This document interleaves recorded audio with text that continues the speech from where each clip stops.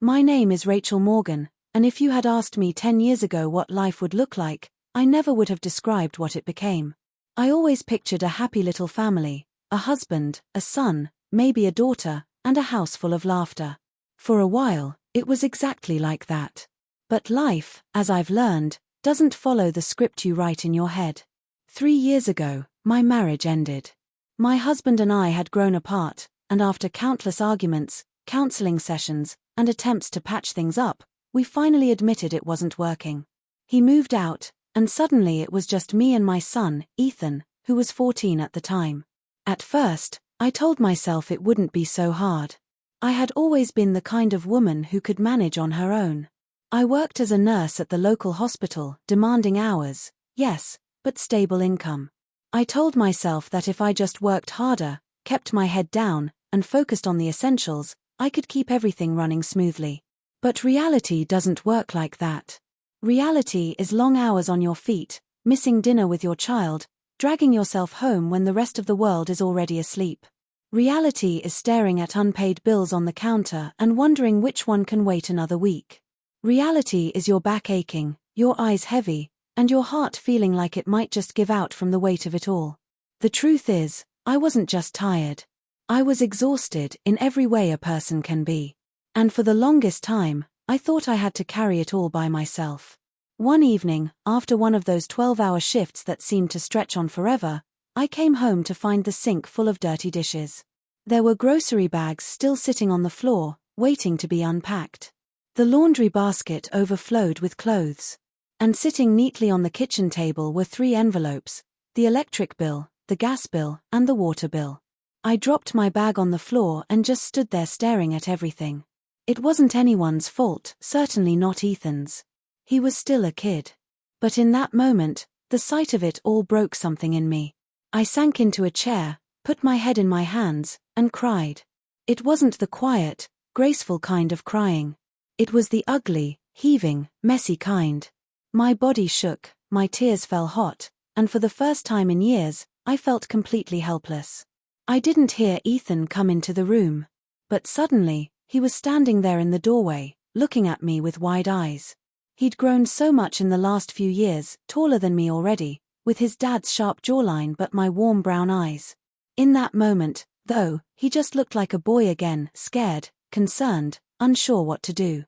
"Mom," he said softly. "What's wrong?" I tried to wipe my face quickly, pretending it was nothing. "Oh, honey, I'm fine. Just a little tired, that's all." But Ethan wasn't fooled. He walked over, pulled out the chair next to me, and sat down. "You don't look fine." His voice cracked just a little, but he kept his eyes on me. "Tell me." And maybe it was the exhaustion, or maybe it was the way he asked, but the walls I had built around myself crumbled. "It's just everything," I whispered. "The bills, the house, work. I feel like I can't keep up anymore. Like I'm failing." Before I could say anything else, Ethan reached across the table and put his hand over mine. "You're not failing. You're doing everything. But you don't have to do it alone. Let me help you." I stared at him, stunned. He was only 17 then, still a kid in my eyes, even if he was nearly grown. I had always believed it was my job to take care of him, not the other way around. Asking for help felt like admitting weakness. But there was no judgment in his eyes, only love. "Ethan, you already do so much," I said weakly. "Not enough," he replied firmly. "You've been doing everything for me my whole life. It's my turn to be there for you." Those words, they broke me and healed me all at once. That night was the turning point. I asked my son for help. And he didn't hesitate. From then on, Ethan stepped up in ways that amazed me. It started small.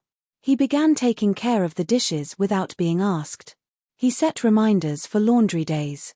He even started planning simple meals so that when I came home, there was food ready. But it didn't stop there. He noticed the little things. When he saw me rubbing my neck after work, he would say, "Mom, sit down. I'll make tea." If he saw me staring at the stack of bills, he would ask, "Want me to organize them for you?"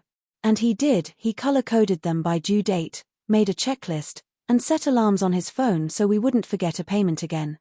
I began to see a side of my son I hadn't noticed before. He wasn't just helpful, he was thoughtful, compassionate, and wise beyond his years.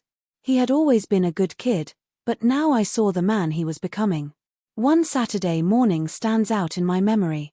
I had been scheduled for an unexpected double shift. I worried about leaving him alone all day, but I didn't have a choice. When I finally dragged myself home that night, bone-tired and ready to collapse, I opened the door to find the house spotless. The dishes were washed, the floors vacuumed, the laundry folded. Even the lawn had been mowed.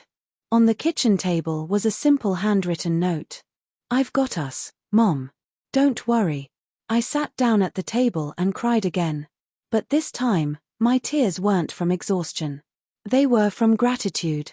Weeks turned into months, and our bond deepened in ways I hadn't expected.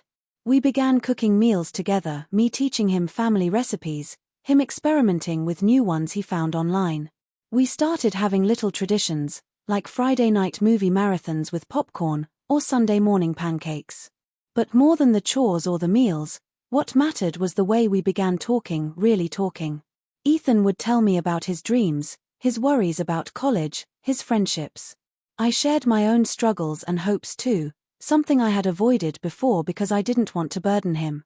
What I discovered was that he didn't see it as a burden. He saw it as trust. And he repaid that trust tenfold. When his senior year came, Ethan worked hard, harder than I could have asked for. He balanced school, a part-time job at a grocery store, and the responsibilities he had taken on at home. Sometimes I worried he was sacrificing too much, but he always reassured me. "It's not a sacrifice, Mom. It's life. And we're a team." That word, team, stayed with me. The day Ethan got accepted into college, we both cried. He had worked so hard for it, and he deserved it. But a part of me felt an ache knowing he would soon be leaving home. He must have sensed it, because later that night, he sat down with me. "Mom," he said quietly, "I know you're scared of me leaving. But you'll be okay. I promise. You've made me strong, and now I'll make you proud." And he was right. When the day came for him to move into the dorms, I hugged him tighter than I ever had before. I looked up at him, not my little boy anymore, but a grown man, and whispered, "Thank you. For everything." He smiled, kissed my forehead, and said, "Thank you for letting me help." Years later, I still look back at that night in the kitchen, the night I finally let myself fall apart in front of my son. I thought asking for help would make me weak. Instead, it made us stronger.